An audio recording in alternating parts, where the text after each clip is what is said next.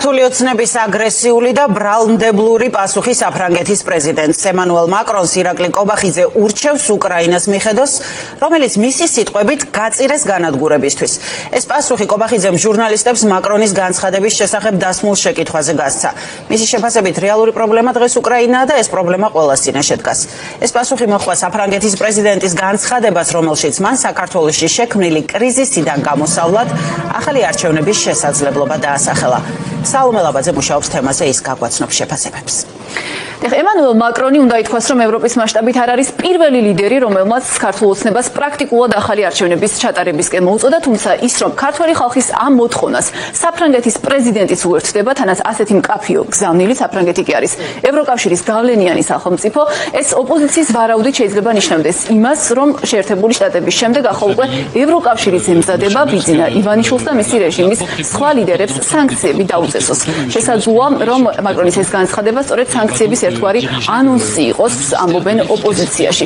ემანუელ მაკრონის განცხადება საყურადღებო იმითაცაა, რომ ოლიგარქი ბიძინა ივანიშვილი საფრანგეთის მოქალაქეცაა, მასა და მაკრონს შორის რამდენიმე კვირის წინ, როგორც მაყურებელს კარგად ახსოვს, მაკრონის ინიციატივით შედგა სატელეფონო კომუნიკაციაც. თუმცა უნდა გავიხსენოთ, რომ ამ კომუნიკაციის ფარგლებში, მაშინ როგორც ელისეის სასახლის განმარტებაში აღინიშნა, მაკრონს არაფერი უთქვამს ახალი არჩევნების შესახებ, მას ახალი არჩევნები არც კი უხსენებია ამ სატელეფონო კომუნიკაციის დროს და თქვა, რომ კრიზისიდან გამოსავალი უნდა მოიძებნოს პოლიტიკურ აქტორებს შორის დიალოგით. თუმცა უკვე რამდენიმე კვირის შემდეგ მაკრონი საკუთარ გზავნილს აზუსტებს და პირდაპირ წერს, რომ პოლიტიკური კრიზისიდან გამოსავალი შეიძლება იყოს სწორედ ახალი არჩევნები.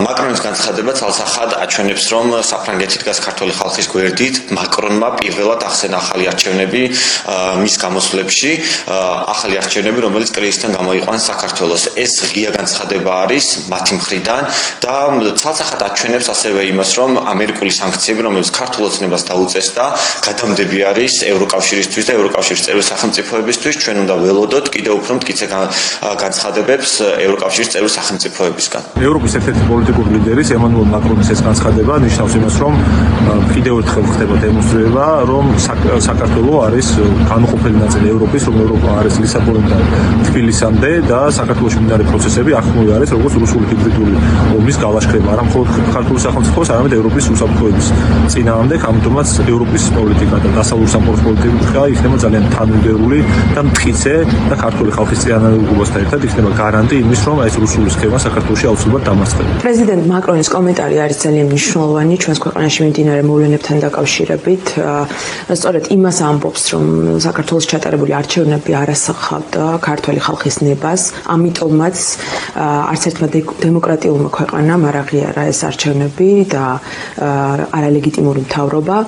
ძალიან მნიშვნელოვანია იმ პროტესტისთვის, რომელიც დღეს ჩვენს ქუჩებში მიმდინარეობს, ევროპელი ლიდერების მხრიდან ის მწვავე შეფასებები, რომელსაც ისინი აკეთებენ, რომელიც უფრო მეტად გვაახლოვებს ჩვენ საბოლოო გამარჯვებამდე და აიძულებს ივანიშვილს მიიღოს პოლიტიკური გადაწყვეტილება და დანიშნოს ხელახალი არჩევნები.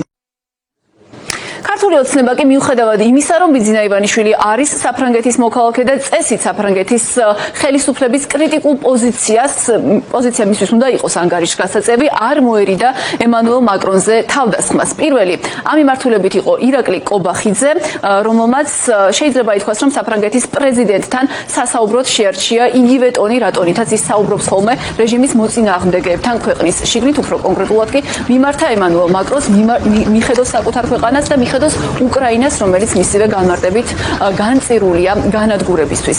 კობახიძეს არც შავა პაპუაშვილი ჩამორჩა, მან ირონიული კომენტარით საფრანგეთის პრეზიდენტს სოციალური ქსელით უპასუხა.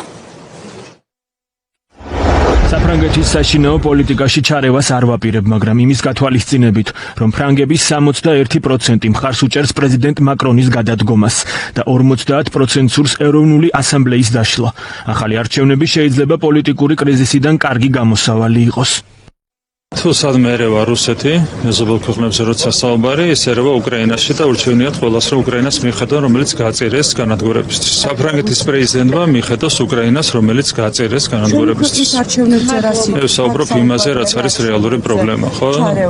ეტყვილებზე ვერ გავაკეთებ კომენტარს ვაკეთებ იმ პრობლემაზე, რომელიც დგას ყველას წინაშე, ეს არის განადგურებული უკრაინა. რომ ემანუელ მაკრონის ეს განცხადება შეიძლება ნიშნავდეს სანქციების ანონს ევროკავშირის მხრიდან და ის რომ შესაძლოა ევროკავშირმა გადადგას ეს ნაბიჯი მას შემდეგ რაც შეერთებულმა შტატებმა უკვე მიიღო შესაბამისი გადაწყვეტილება.